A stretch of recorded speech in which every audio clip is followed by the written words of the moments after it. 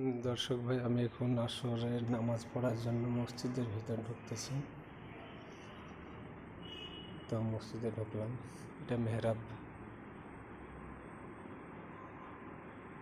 Heavy সুন্দর মেহরাব। মেহরাবটা দেখে নিন কত সুন্দর।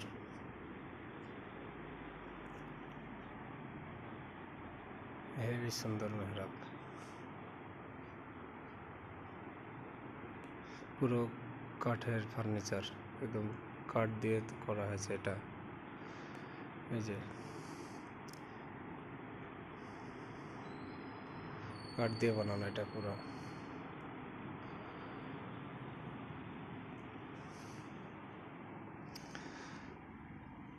মসজিদের ভিতরটা হেবি সুন্দর।